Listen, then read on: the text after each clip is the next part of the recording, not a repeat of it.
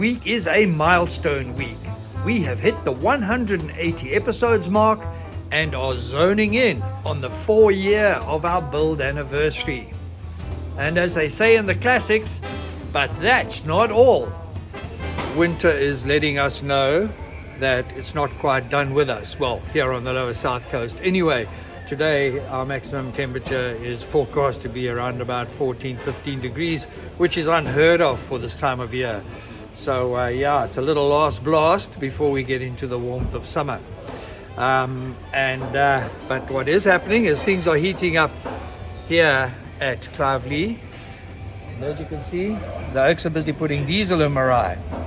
Reason being, we need to move our girl across to Silverton Coastal so they can finish doing the radiator, and then we can send her off to get the exhaust sorted out, and then Randy and his team can put everything back together again, and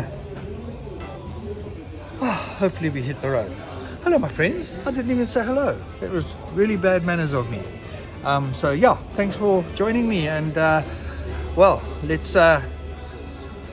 see what this week brings. Because of Meraai's hectic history, I am really nervous about the short drive that lies ahead. Hitting obstacles has become our norm. Focusing on positives can be challenging, but we shall never give up.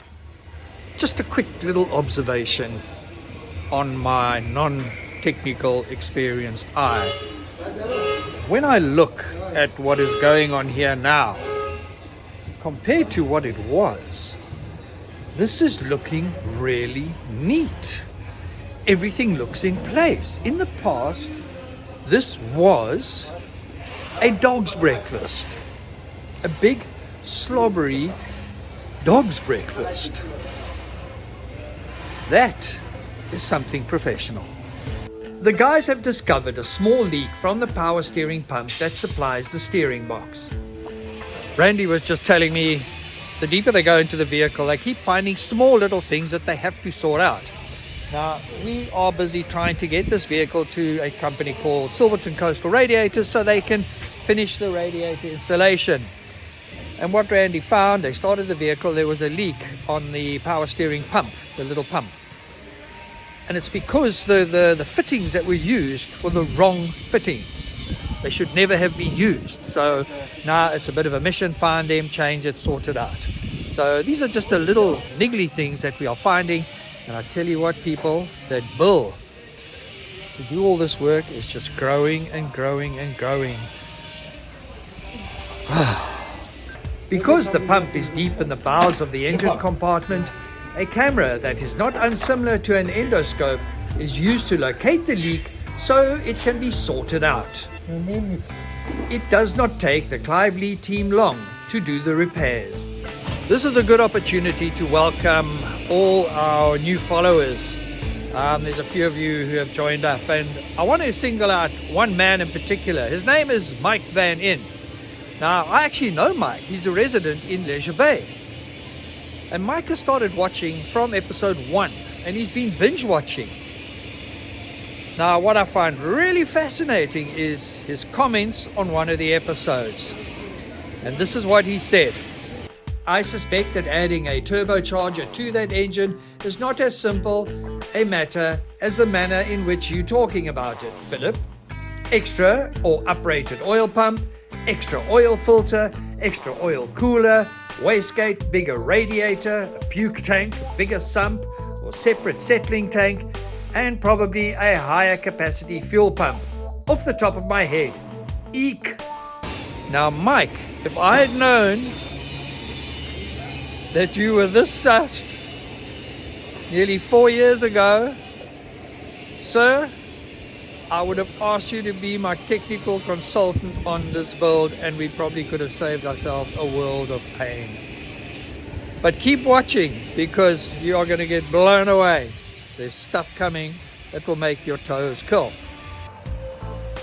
So now is the time to find out if my toes are going to curl from lekkerness or from gut-wrenching despair. First impressions are ones of lekkerness. Something that is really making me feel good is that I have never heard this engine sounding like this. This is a first. It's all hands on deck as Randy and his guys do some final tweaks and cleanups before hitting the road to Silverton Coastal Radiators. So now the guys at Clive Lee have left the whole bull bar and everything off, and that is how she is going to be now as she is driven. It's about 4 Ks to Silverton Coastal Radiators, and then they're going to have to work on that engine. Now they have promised me it's going to take a day. This move to Coastal is so that the Radiator guys can fit a cowl to our new radiator. Something they say they cannot do here at Clive Lee because they need specialized equipment. I then noticed that Meraai had not quite given up smoking, something I really wanted her to do. I asked Randy about the smoke that you see coming out there now, and he said they need to do an adjustment to the timing, and that should sort that out.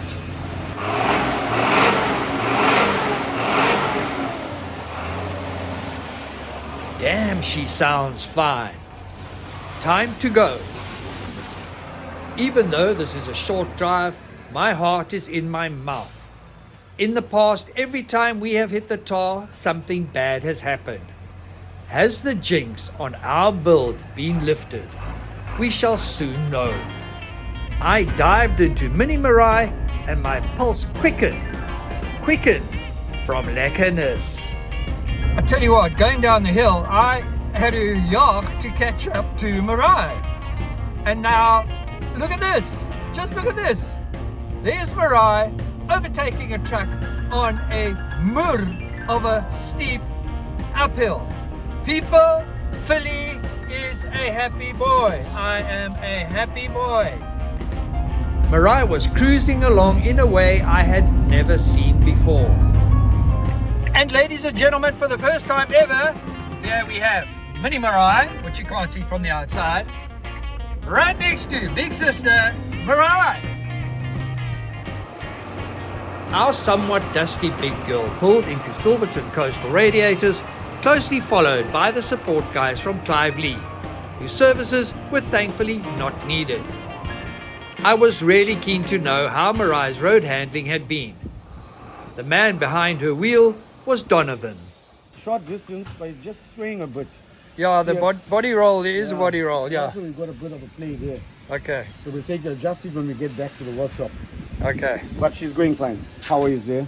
So what needs to be done here at Silverton Coastal is the water, the little water tank thing needs to be fitted, the little overflow, plus the cowl needs to be fitted. Now I don't know how these guys are going to do it.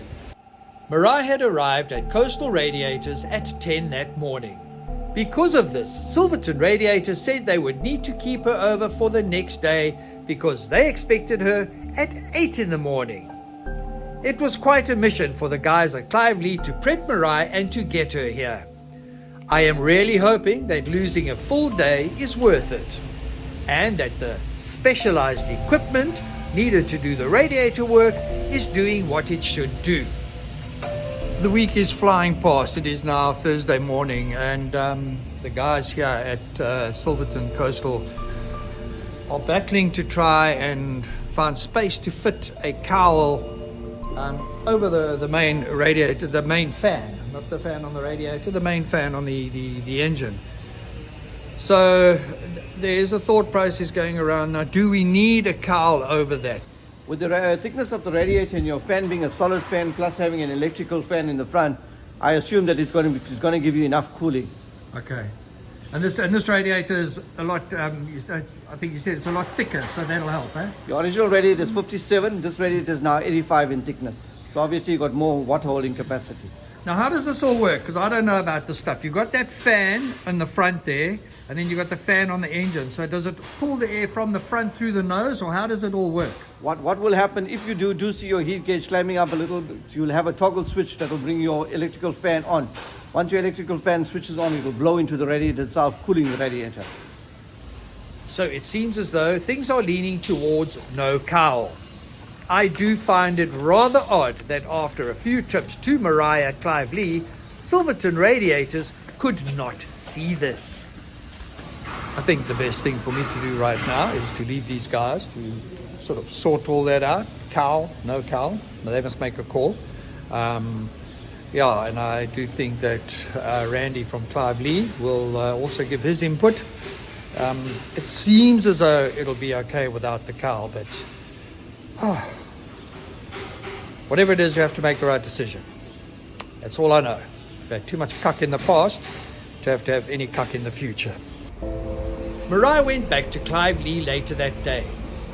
The next morning when I got to Meraai, Clive Lee technicians were busy smoothing off some rough edges on our 21,000 Rand radiator.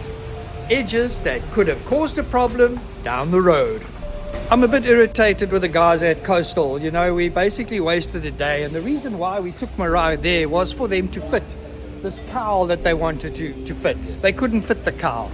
So all they did was like put a new bar in there, but very little else. So yeah, my nose is out of joint. They've put us back by a day, and Randy's guys. They've been working really hard to try and get it out. So yeah, I would have preferred a bit of a better service from the guys at Coastal.